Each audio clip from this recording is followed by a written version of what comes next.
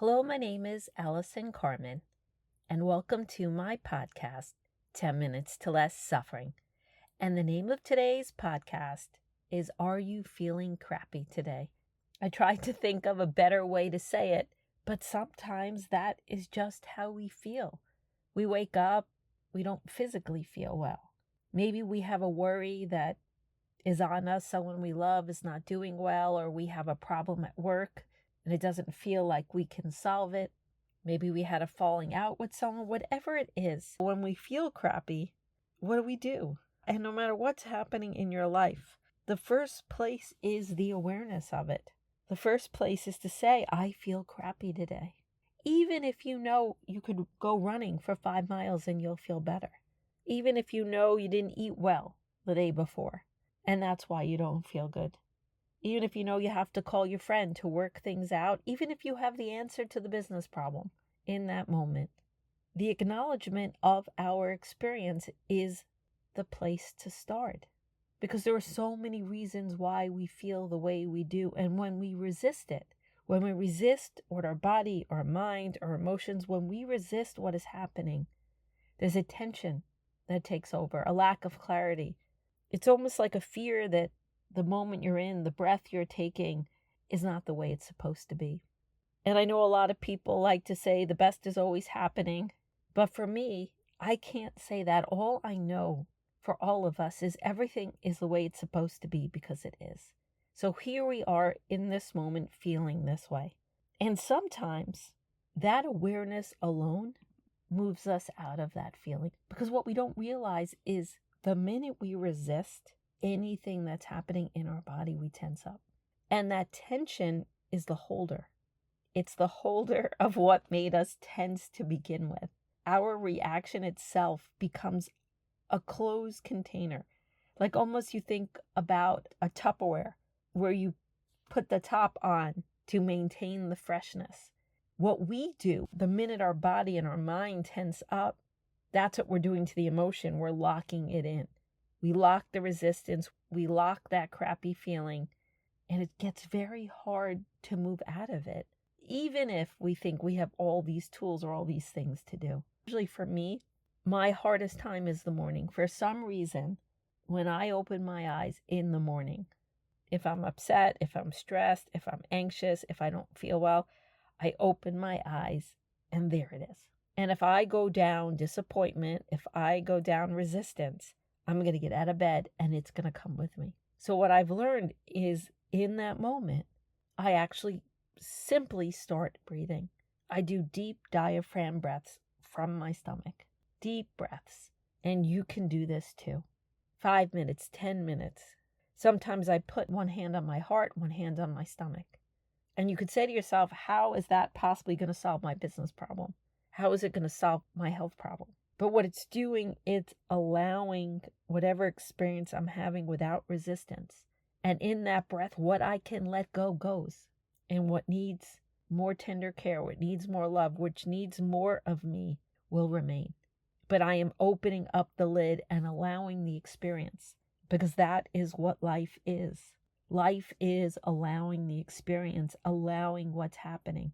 And allowing doesn't mean you're a victim. Allowing doesn't mean you're not changing. Allowing means you're not resisting life as it is in front of you. And when you do that, you become a partner with the moment. And if you've ever had a partner before in life, a partner in business, a partner in a relationship, a partner in anything you do, there's support, there's love, there's guidance. And life has an idea, life has a presence, life has a flow. Do we have choices? Yes. But when you align with the energy of life, things ease a little bit, or new ideas come, or solutions come.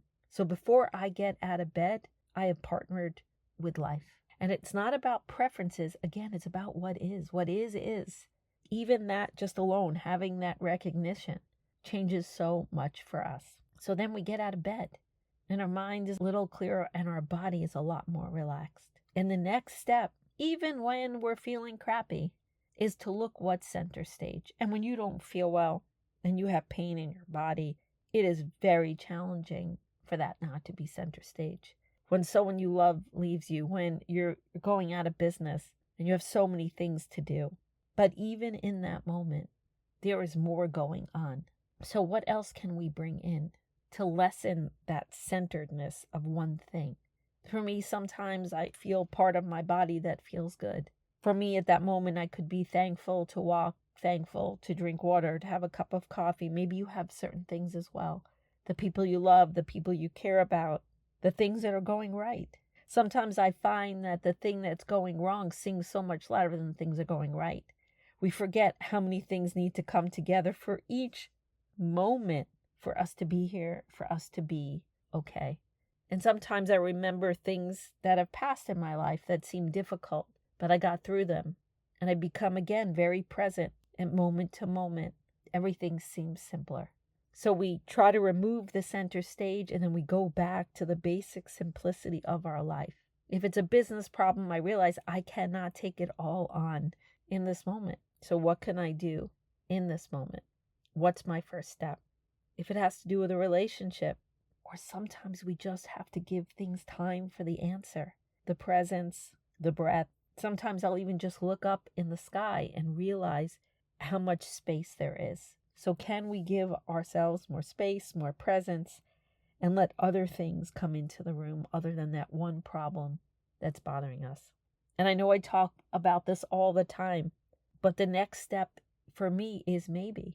Because often what's making us feel crappy, if it's not physical in the moment, it's a projection of what shouldn't have happened in the past or what's going to happen in the future based on what's happening now. And maybe reminds me that I don't know what's going to happen next. And even if it's a health problem, I don't know what I'll feel like in a couple of hours. Maybe there's a solution. Maybe there's healing to do. Maybe there's something left for us to experience in that moment. For business, things always change. There's always new opportunities. For relationships, you never know who you're going to meet. So that idea of maybe knowing that the future is not set and there's an infinite field and maybe everything could still be okay, that always calms me and makes me feel less bad, less stuck. And I don't believe the stories of the past anymore. I used to believe them, that I should have made a different decision. And that makes us feel bad today because we feel so stuck. But the truth is, all we know is here we are with the hope and possibility that we could still have the life that we want from this day forward. All you could know is the breath in this moment. All you could know is the experience in this moment. So maybe just reminds me I'm not stuck. Things change. There's just so much more space. And most of the time after this experience, I feel less crappy. I feel better. I feel more elevated. I feel more hopeful. And if I don't, and I still feel bad, I let it be. I don't try to push it away because maybe it has its reasons. Maybe there's something I still need to work out. Maybe I'm not aware of everything. Because if I push my feelings too far out, I'm again in that state of resistance. So I let myself be. So are there days that I feel crappy even with all my self-improvement tools? Yes. But I'm still could be grateful. I could still be in maybe. It's just sometimes you're hooked for a while until we release it or until it releases us. So be kind to yourself today if you are feeling crappy. Think about the things that I said on this podcast. Perhaps one of them will help you. The awareness, the resources, not centering your problems, letting other things come in, practicing maybe, moving your body, whatever you do, how you eat, how you sleep, but allowing the space to be where you are and rooting for you. Some days can be challenging, but it doesn't mean there's anything wrong with you fundamentally as a human being.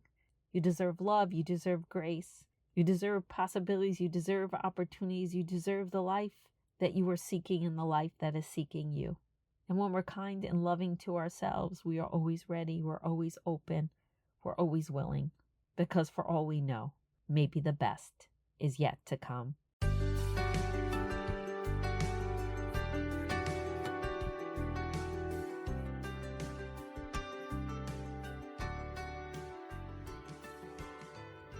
Thank you for listening to this podcast today. If you'd like to get in touch with me, you could email me at allison@allisoncarmen.com. If you'd like to buy my books, The Gift of Maybe, A Year Without Men, Maybe Everything's Okay, A Parent's Guide to Less Stress and Worry, they're available at all major bookstores and online retailers. If you'd like to buy my Maybe cards or my Maybe digital journal, they're available on Amazon, Etsy, and my Stan store. And most of all, if you like this podcast, I hope you subscribe and leave a comment.